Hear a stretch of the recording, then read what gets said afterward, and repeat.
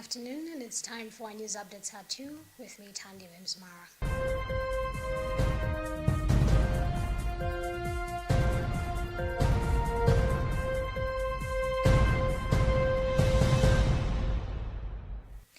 Pope Leo XIV has sent a message to the network of indigenous peoples and the network of Indian theologians as they celebrate the Jubilee Year of Hope. In the text published on Thursday, the 16th of October, the Pope recalls the desire of his predecessor, Pope Francis, who in planning the Jubilee events wanted to highlight the universality of the Church, manifested in many vocations, ages and life situations, families, children, teenagers, young people, the elderly, ordained ministers, and lay people, servants in the Church and society. He explained that when we pass through the holy door, more than performing a symbolic gesture by entering a beautiful temple, what we truly seek is to enter through faith into the very source of divine love, the open side of the crucified one.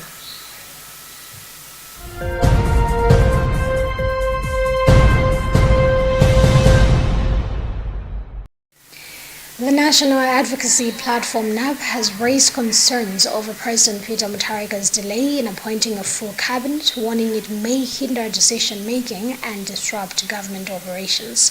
NAP Executive Director Benedicto Kondoe noted that while the Constitution sets no deadline, the delay raises governance concerns and could affect public service delivery. 2 weeks after his October 5th swearing-in, President Mutharika has appointed only 3 ministers. NAP has since urged timely action to ensure effective leadership across all ministries.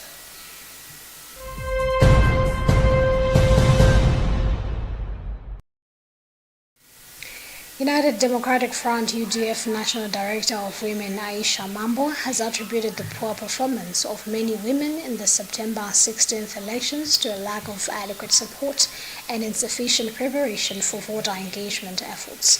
Mambo made these remarks during a meeting hosted by the Gender Coordination Network and GCN that has convened women leaders from a range of political parties, including the DPP, PP, Malawi Congress, Ojazagaribe Mlando, and Afford, among others. She noted that while several organizations made efforts to boost women's representation in Parliament, they faced numerous challenges throughout the process.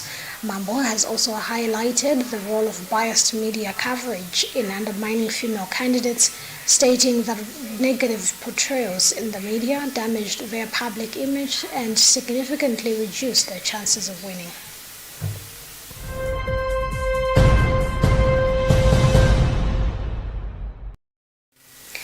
Road traffic accidents have claimed 10 lives during this year's Mother's Day holiday, highlighting a worrying rise in fatalities compared to previous years.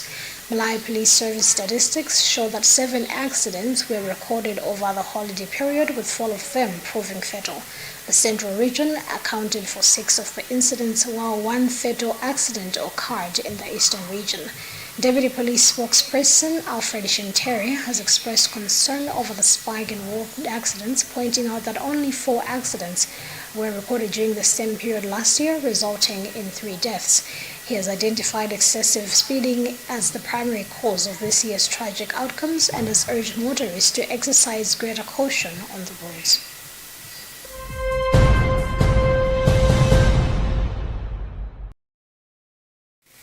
And in other news, a cholera outbreak that began in the middle of last year continues to claim lives across Sudan, with the World Health Organization WHO sounding the alarm. The Federal Ministry of Health earlier this week reported 120,496 cases and 3,368 deaths nationwide. On Wednesday, the WHO warned that the fatality rate is nearly 3 times the emergency threshold. This, it says, signals that the cholera outbreak is spiraling beyond control and requires an immediate scale-up of response efforts.